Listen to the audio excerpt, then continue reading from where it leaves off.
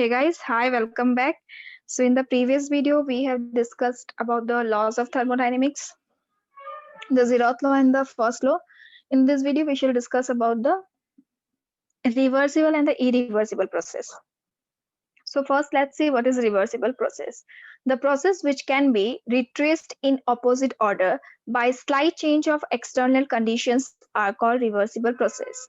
If you have a process and if it can be retraced in opposite order by making what slight change of external conditions, then that particular process is said to be reversible process. Now you see, if you have a process, it is going from a state 1 to a state 2.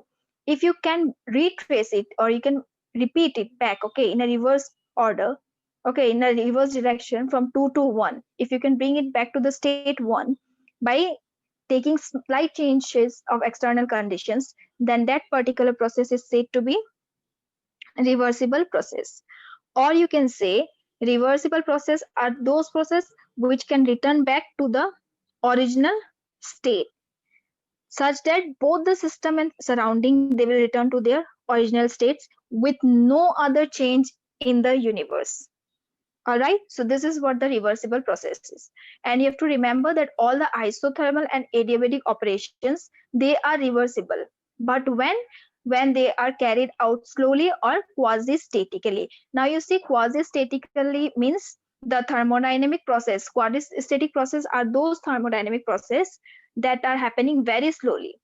And they are happening such slowly that the system will remain in thermal equilibrium. All right, quasi-static process are those thermodynamic process that occur very slowly. The rate of their occurrence is such slow so that they will remain in internal equilibrium. All right. Now you see, here is an example of reversible process. If you have a hollow cylinder and the cylinder is filled with ideal gas and the walls of the cylinder are perfectly conducting. Conducting means there can be exchange of what? Heat can be done with the surrounding. And if you have a frictionless piston fixed, okay. Now what you will do, if you move the piston in the upward direction, in that case, the gas will expand. If the gas will expand, then the temperature will what? Decrease. But you see, there can be exchange of heat with the surrounding, and this is the reason that the gas will acquire its what? Temperature. Its temperature will come in equilibrium state. So this is a reversible process. If an ideal gas, it is fixed at constant filled at constant temperature and pressure in a perfectly conducting hollow cylinder with a frictionless piston, then the process is what? Reversible. Now you can write it mathematically as this also. Now you can write work done is equals to what? We know work done is equals to force into with what?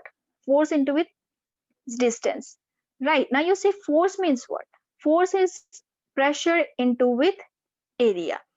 And this area here, this area, it means the area of cross section, area of cross section of cylinder. Right.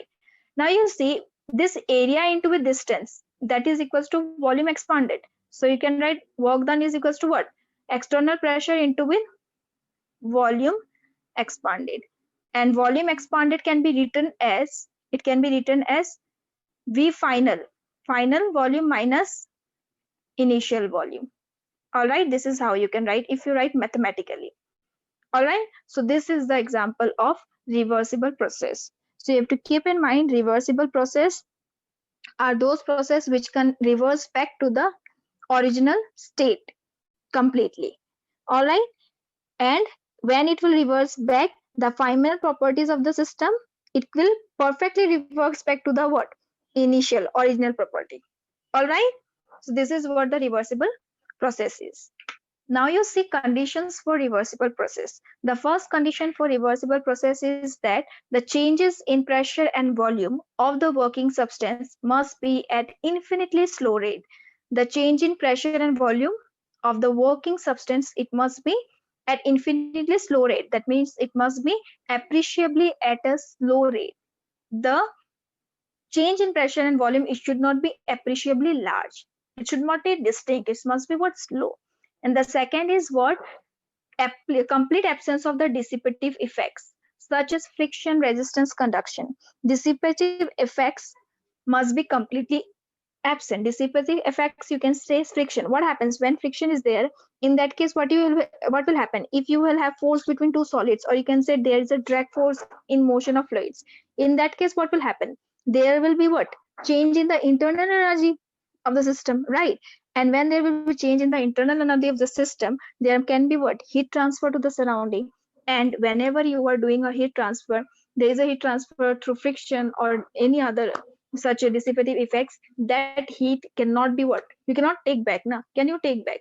You cannot take back if you have a wheel which is what? Rotating. So due to rotation, there will be friction and some amount of thermal energy will be what? Generated. So can you, that thermal energy, can it be again converted into what? It cannot be converted back. It cannot be reversed now in that case. Can it be? It cannot be using the thermal energy. You cannot rotate the wheel again. Na?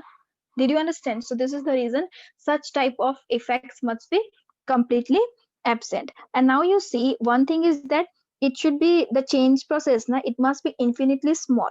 Why? Because if in practical situations, what happens?